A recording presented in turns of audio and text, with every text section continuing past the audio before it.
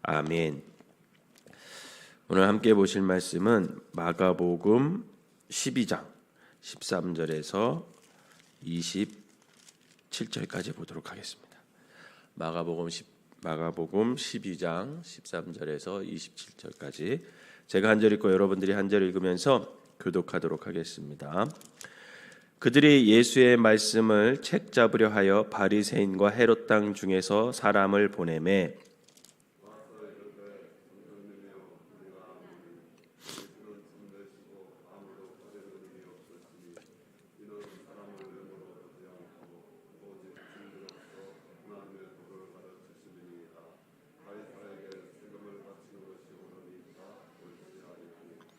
우리가 바치리이까 말리이까 한데 예수께서 그 외식함을 하시고 이르시되 어찌하여 나를 시험하느냐 데나리온 하나를 가져다가 내게 보이라 하시니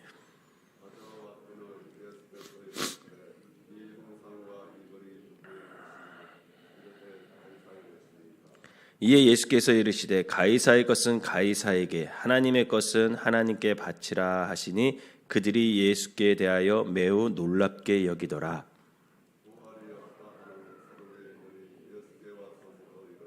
선생님이여 모세가 우리에게 써주기를 어떤 사람의 형이 자식이 없이 아내를 두고 죽으면 그 동생이 그 아내를 취하여 형을 위하여 상속자를 세울지니라 하였나이다.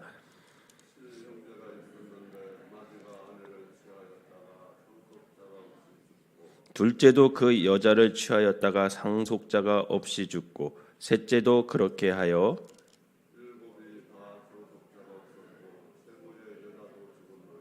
일곱 사람이 다 그를 아내로 취하였으니 부활할 때 곧 그들이 살아날 때에 그 중에 누구의 아내가 되리이까?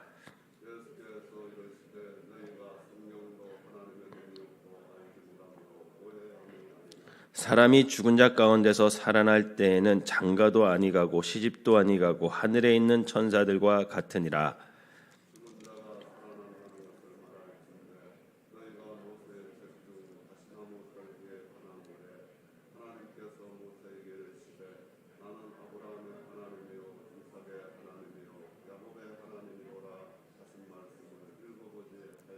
같이 읽겠습니다.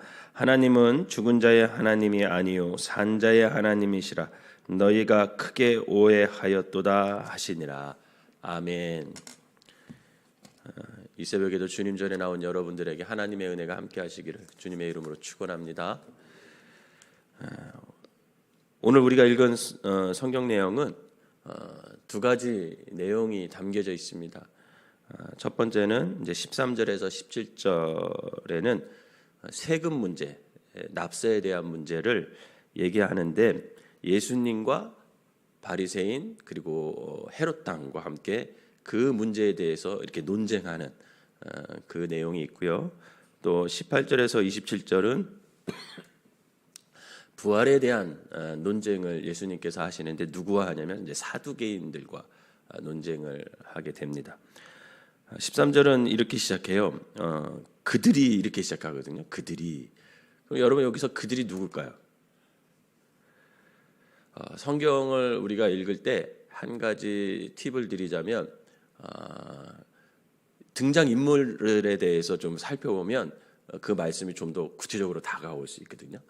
여기서 이제 13절에 보면 그들이 예수의 말씀을 책잡으려 하며 이렇게 해가지고 그들이 이렇게 시작하는데 여기서 그들이 누구냐면요, 대제사장과 서기관 장로들을 말해요. 우리가 11장부터 쭉 읽어올 때 11장부터는 이제 본격적으로 예수님은 십자가의 죽음에 대해서 계속 제자들과 사람들에게 얘기하고 또 그런 가운데 대제사장과 서기관들과 장로들 이 사람들이 사내들의 공의원 사람들이거든요. 공의회 사람들이거든요. 이 사람들은 계속 예수님을 죽이려 하는 그런 갈등이 계속 시작돼요. 그런데 여기서 그들은 했을 때 누구냐면 그들이 대제사장과 서기관들과 장로들을 말해요. 이 장로들이 예수님의 말씀을 책잡으려고 이렇게 시작합니다. 책잡으려고 누구를 불렀냐? 바리새인과 헤롯 당을 불렀어요. 여기서 책잡으려고라는 단어는요 헬라어 이그루쇼신이라는 단어를 쓰거든요. 뭐 이 단어는 알 필요는 없고 제가 설명을 해드리려고 해요. 근데 이 이그르소신이라는 단어는 이그리오라는 단어에서 나왔어요. 나왔는데 그 뜻이 무슨 뜻이냐면 그들이 책 잡고자라는 뜻이 있어요. 이게 무슨 말이냐면 이제는 아주 의도적으로 접근하는 거예요. 예수님에게 다가와서 토론하고 논쟁하고 이런 게 어떤 진리를 찾으려고 하는 것이 아니라 그 가운데 어떤 책을 잡아서 예수님을 죽이려 하는 의도를 가지고 예수님을 만난다라는 거예요. 그런 의도가 있는 거죠. 그런데 또 이 아그리오라는 단어는 아그라라는 단어, 헬라어는 이게 근원이 있거든요. 어디서 나온다는 근원이 있는데 그 아그라라는 단어에서 유래했는데 이 단어의 뜻이 뭐냐면 사냥이라는 뜻이에요. 굉장히 무서운 단어죠. 사냥. 즉 그들 대제사장과 서기관 장로들은 예수님을 사냥해서 우리가 짐승들을 사냥꾼들이 짐승들을 사냥하잖아요. 그런 것처럼 사냥을 해서 죽이려고 작정하고 달려들고 있는 그 모습을 표현하는 거예요. 사실 그냥 이렇게 읽으면 그냥 책 잡으려 하는구나 이렇게 우리나라 말로 다가오지만 그 단어의 뜻을 들어가 보면 굉장히 무서운 단어를 사용하고 있는 거죠. 그러면 왜 그들이 해필이면 바리새인과 헤롯 땅을 불렀을까? 그 대제사장과 서기관들과 장로들이 왜 해필이면 바리새인 그리고 헤롯 땅을 동원해서 예수님을 사냥하려 할까? 여러분 먼저 바리새인과 헤롯 땅이 어떤 질문을 하죠? 14절 같이 읽어볼까요? 14절 같이 읽어보겠습니다. 시작. 와서 이르되 선생님이여 우리가 아노니 당신은 참되시고 아무도 꺼리는 일이 없으시니 이는 사람을 외모로 보지 않고 오직 진리로서 하나님의 도를 가르치심이니이다. 가이사에게 세금을 바치는 것이 옳으니까 옳지 아니하나이까? 이렇게 질문을 해요. 쉽게 말하면 가이사에게 즉 로마 황제에게 우리가 세금을 내는 게 옳은 거냐 옳지 않은 거냐 이렇게 질문을 합니다. 그럼 왜 해필이면 헤롯 땅과 바리새인들이 이 세금 문제에 대한 질문을 했을까? 이유가 있어요. 그때 당시 엄격한 율법을 지키던 이 바리새인들은요 극단적인 분리자들이었어요. 그러니까 무슨 말이냐면 로마가 이스라엘을 점령했을 때 식민지로 이제 점령했을 때 이렇게 우리나라 애국자들처럼 독립투사들처럼 대항하던 사람들이 있었을 거 아니에요. 그 사람들 중에 대부분의 많은 사람들 중에 바리새인들이 많았어요. 그래서 이 바리새인들이 로마의 통치를 거부하는 사람이었어요. 그래서 그들은 로마의 세금을 바치는 것을 극도로 싫어했습니다. 굉장히 싫어했어요. 반면 헤롯 땅들은요, 이 헤롯 왕조가 유지가 돼야 되잖아요. 아무리 로마는 식민지를 딱 세웠을 때 자기네들이 직접 통치하는 게 아니라 총독을 파견해요. 총독을 파견해서 될 수 있으면 그 나라 문화와 그런 걸 좀 지켜주면서 이렇게 관리를 했어요. 자신들의 식민지를. 그래서 총독만 보내고 나서 그 나라 민족을 통치하는 것은 그 나라의 왕조를 그대로 유지시키는 그런 정책을 폈거든요. 근데 이 헤롯 땅 왕조가 그러면 로마하고 친하게 지내야 되잖아요. 그러니까 이 헤롯 땅은 로마법을 지지하고 세금을 걷어서 로마에 바치는 것을 굉장히 좋아했습니다. 왜냐하면 자신의 왕조를 유지해야 했기 때문에. 그래서 그들은 로마에 세금을 내는 것을 적극적으로 이렇게 도왔어요. 그래서 이제 막 세리들도 세우고 막 그런 이유가 그래서 삭개오 같은 경우도 세리장이잖아요. 그런 성경에 나오는 인물들이 다 그런 거와 관련돼 있어요. 이 상극의 두 집단을 불러 모아서 예수님께 세금 문제를 질문하는 것은 이렇게 대답을 하던 어떻게 대답을 하던 책을 잡아서 예수님을 잡아서 짐승처럼 죽이려고 그런 의도가 다분히 있는 거죠.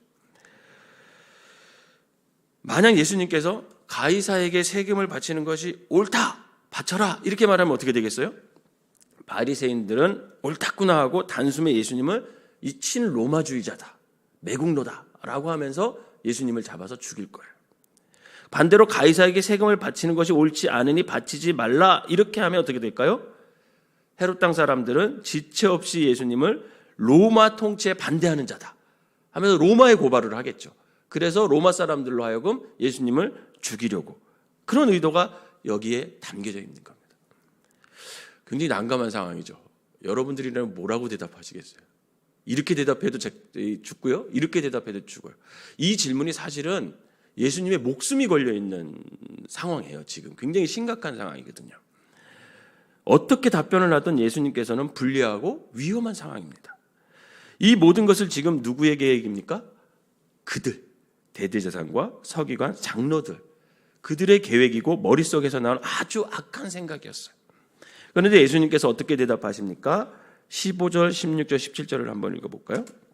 15, 16, 17 시작.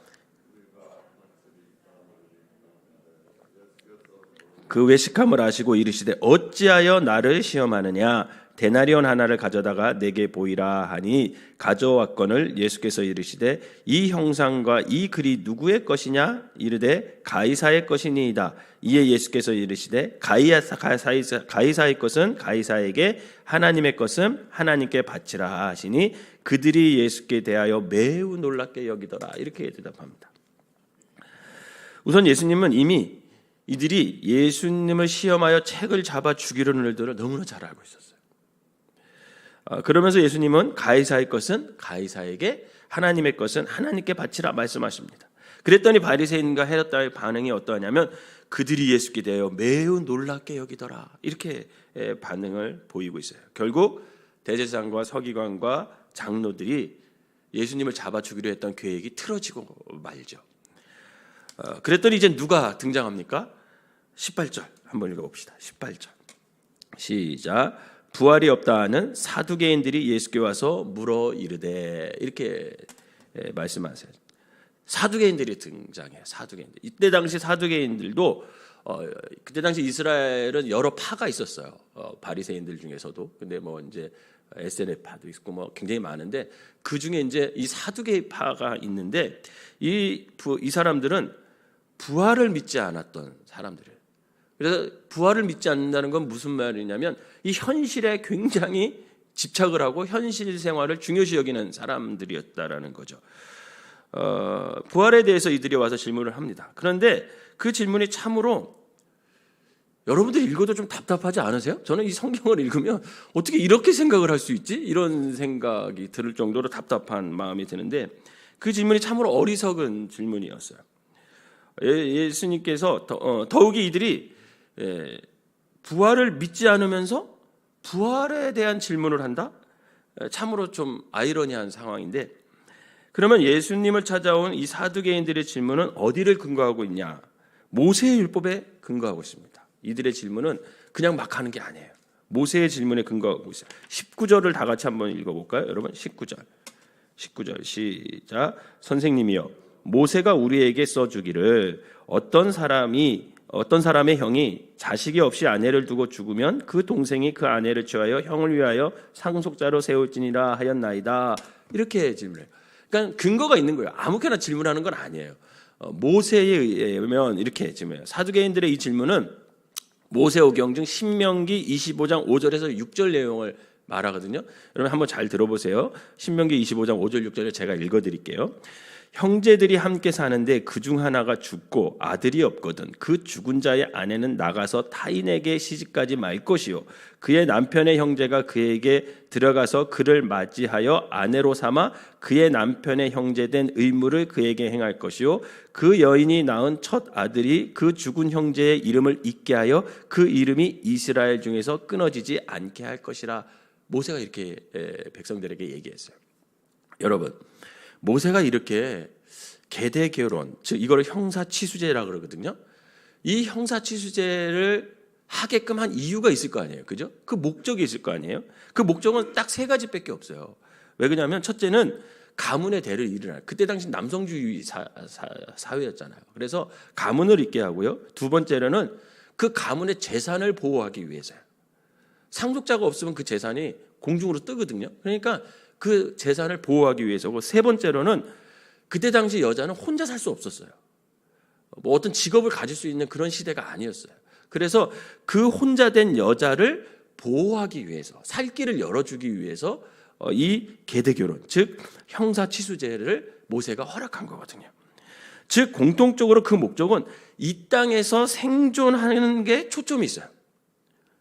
이 땅에서 이제 목숨을 유지하는데 초점이 있는 거죠. 사실 이들이 말하고 있는 신명기 25장 5절 6절의 말씀은 전혀 부활하고는 사실 상관없어요. 전혀 부활하고 상관없는 말씀이고 연관지어서도 사실은 안 돼요. 그런데 그들은 이 모세의 율법을 근거로 이렇게 질문을 합니다. 20절, 21절, 23절 읽어볼까요? 시작. 칠형제가 있는데 마지가 아내를 취하였다가 상속자가 없이 죽고 둘째도 그 여자를 취하였다가 상속자가 없이 죽고 셋째도 그렇게 하여 일곱이 다 상속자가 없었고 최후의 여자도 죽었나이다. 일곱 사람이 다 그를 아내로 취하였으니 부활 때 곧 그들이 살아날 때에 그중 누구의 아내가 되리까? 이렇게 질문을 합니다. 이 말씀에서 22절 최후에라는 말이 있거든요. 최후의 말은 에스카토스라는 단어를 쓰는데 이 단어는 시간적, 공간적, 실제적인 죽음, 즉 종말의 때를 말해요. 그러니까 주님이 다시 오셨을 때, 부활의 때에 이렇게 해석을 할 수 있거든요. 그러면 종말의 때에 그들이 하나님 앞에 어떻게 서야 하는지 이런 고민을 해야 되지 않을까요? 여러분, 주님이 오는 마지막 종말의 때에는 여러 가지 사인을 주신다 그랬거든요. 믿는 자들은 그 사인을 알겠죠. 그러면 여러분 어떻게 해야겠어요? 주님을 맞을 준비를 해야 되지 않을까요? 그래서 내가 주님 앞에 섰을 때, 주님이 와서 심판의 날에 내가 주님 앞에 섰을 때, 아니면 뭐 죽음을 앞에 두었든지, 그럴 때 우리가 내가 주님 앞에 가서 어떤 모습으로 설까? 또 내가 주님 앞에서 그동안 내 인생을 돌아보면서 내가 삶이 과연 주님이 합당한 삶을 살았나? 하나님의 백성으로 합당한 삶을 살았나? 이런 어떤 성찰과 고민이 있어야 하는데, 여러분, 그들은 여전히 그 종말의 때, 그 죽음 앞에서도조차 또 장가갈 생각을 하고 있다는 거예요. 즉 현재의 삶을 계속 이어가고자 하려는 생각을 하고 있음을 그들의 질문을 통해 알 수 있습니다. 여러분, 부활이 없다라고 믿는 사람들은 영원한 세계가 없다고 믿는 사람들이거든요. 근데 그들은 죽어서도 또 장가갈 생각을 하는 거예요. 또 죽어서도 현세처럼 살려고 하는 욕구, 욕망, 얼마나 많은 욕심이 있는 것입니까? 이처럼 그들은 현세에만 관심이 있기 때문에 영원한 세계, 그 영원한 세계는 생각도 못하고 준비도 못하는 어리석은 사람임들임을 스스로 그들의 질문 속에서 증명하고 있는 거예요. 이렇게 부활도 모르고 영원한 세계도 모르는 사두개인들에게 예수님은 그들이 성경도 하나님의 능력도 너희들은 알지 못한다. 그러니까 너희들 무식하다. 이렇게 얘기하는 거예요. 진리에 대해서 아무것도 모른다. 영원한 세계에 대해서 아무것도 모른다. 좀 좋게 표현한 거지 그 속을 들여다보면 야, 저거 저렇게 무식할 수가 있나? 이렇게 예수님이 생각한 거죠.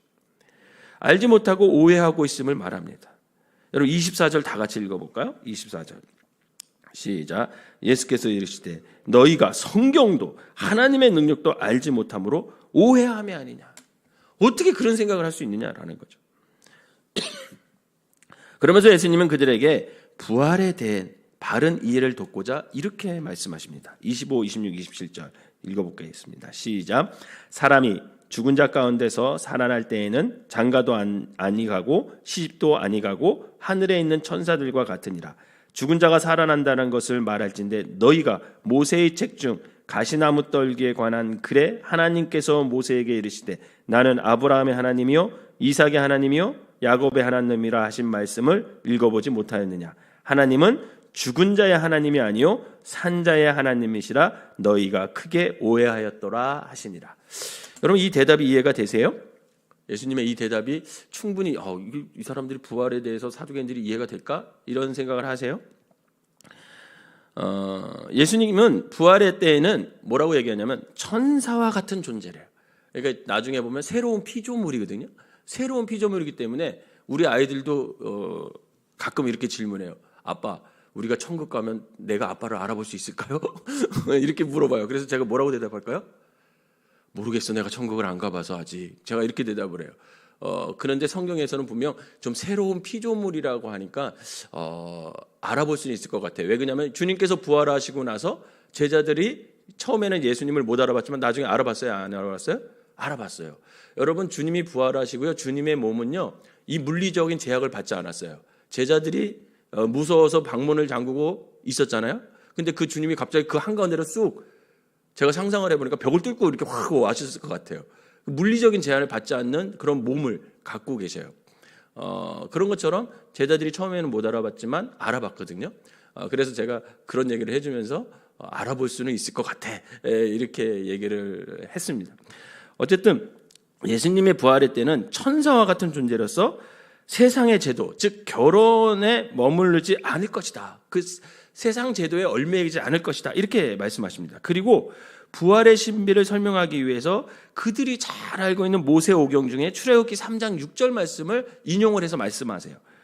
출애굽기 3장 6절을 제가 읽어드릴게요. 또 이르시되 나는 내 조상의 하나님이니 아브라함의 하나님, 이삭의 하나님, 야곱의 하나님이라. 모세가 하나님의 배웠기를 두려워하여 얼굴을 가리매, 이렇게 기록되어 있거든요. 근데 하나님은 모세에게 그의 조상들의 하나님이라 라고 당신을 소개하세요. 여기서 이 말씀에서 이 구절은 히브리어로 보면요, 공통된 시제를 사용하고 있어요. 하나님은 결코 이미 죽은 조상들의 개념을 바탕으로 과거형으로 나는 그들의 하나님이었어, 이렇게 얘기하지 않으세요. 그들의 하나님이었느니라 이렇게 말씀하지 않으십니다. 하나님은 분명 이미 부활하여 영생을 누리고 있는 그 조상들의 개념을 바탕으로 현재형으로 그들의 하나님이다, 이렇게 말해요. 현재 시제를 사용해요. 현재 시제를. 이처럼 예수님은 부활과 영생을 믿지 않는 사두개인들에게 하나님을 죽은 자의 하나님이 아니라 과거에 죽었지만 부활하여 살고 있는 자들의 하나님이시고, 현재 살아서 하나님을 주님으로 고백하는 모든 산자의 하나님이시라는 것을 말씀하시면서 그들의 어리석음과 그들이 잘못 알고 있는 그런 부활의 어떤 가치관, 그런 개념을 바꿔주셔요. 오늘 예수님은 이 두 가지 얘기를 하시면서 우리에게 말씀하고 싶은 게 있는 거죠. 여러 가지 이 본문을 읽고 깨닫는 거는 다 각기 사람마다 다르겠지만, 저는 이 본문을 읽으면서 한 구절에 굉장히 은혜를 받았어요. 어떤 구절이냐면, 가이사의 것은 가이사에게, 하나님의 것은 하나님에게 바치라, 이렇게 말씀하셨거든요. 여러분, 그럼 과연 하나님의 것은 과연 무엇일까? 하나님의 것은 어떤 것일까요? 그때 당시 로마의 화폐 데나리온을 썼거든요. 로마의 화폐는 데나리온을 썼는데, 이 데나리온은 그 동전에 은으로도 만들어진 것도 있었고요, 금으로 만들어진 데나리온도 있고 그랬어요. 그랬는데 뭘로 만들어졌던 간에 이 데나리온 안에는 항상 로마 황제 가이사의 초상과 이렇게 그의 사인 같은 것이 새겨져 있었습니다. 그렇다면 여러분, 하나님의 것은 무엇이 새겨져 있어야 할까요? 여러분, 하나님의 것은요, 하나님의 형상이 새겨져 있어야 돼요. 그래서 하나님께서는 세상을 창조하실 때 남자와 여자를 창조하셨잖아요. 그죠? 남자와 여자를 창조하셨는데 그 하나님의 형상에 따라 남자와 여자를 창조하신 거예요. 우리 안에 사인을 하나님의 사인을 했는데 그게 뭐냐면 하나님의 형상이에요. 이처럼 가이사의 초상이 그려진 화폐가 가이사인 것처럼 하나님의 형상으로 새겨진 저와 여러분들이 하나님의 것임을 믿으시기를 바랍니다. 그러니 우리 모두는 우리의 모든 것들을 하나님께 드리는 삶을 살아야 해요. 왜? 하나님의 거니까. 저와 여러분들이 하나님의 거니까. 우리가 주일날 오면 헌금하잖아요. 그죠? 11조도 드리고 감사헌금을 드리고 주일헌금도 드리고 구제헌금도 드립니다. 우리가 왜 헌금을 하냐? 그것은 나에게 허락한 모든 물질, 모든 재정이 주님의 것이라는 것을 인정하고 흠없이 구별하여 주님께 믿음의 고백으로 드리는 게 헌금이라는 거예요. 만약에 이 헌금이, 이 물질이 하나님의 것이고 아니고 내 거다, 어떻게 드리겠어요? 해야 할 것도 너무너무 많은데. 그런데 하나님의 거니까 하나님께 드리는 거죠. 우리가 왜 주일을 지키고 새벽에 나와 예배드리고 수요 예배드리고 하는 이유가 뭘까? 나에게 주신 모든 시간이 주님 것이라는 것을 인정하는 거예요. 인정하고 그 수많은 시간 중에 구별하여서 하나님께 나와서 예배드림으로 주님께서 주신 시간을 마음과 정성과 뜻을 다해서 하나님께 다시 드리는 겁니다. 교회가 좀 어수선하죠? 사다리도 놓여 있고 막 여기 뚫려 있고 여기 현관은 불도 안 들어오고 지금 난립니다. 물이 막 새요. 여기 천정에서 물이 막 새요. 주일날과 어제 와서 막 다 수리했어요. 근데 뭐 수리할 사람이 없으니까 담임 목사님하고 저하고 와서 또 같이 수리하고 막 권사님들 오셔서 같이 수리하고 막 그랬거든요. 제가 이렇게 어저께 그걸 보면서 권사님들이 망가졌는데 그 시간을 내서 교회의 배관이 막혀서 물이 예배당 천정에서 떨어지는데 다들 오셔가지고 주일부터 교회에서 헌신하고 봉사 다 해주셨어요. 왜 그렇게 춥고 힘든데 와서 몸으로 헌신할까? 제가 어저께 말씀 묵상을 하면서 이렇게 깊이 생각을 해보니까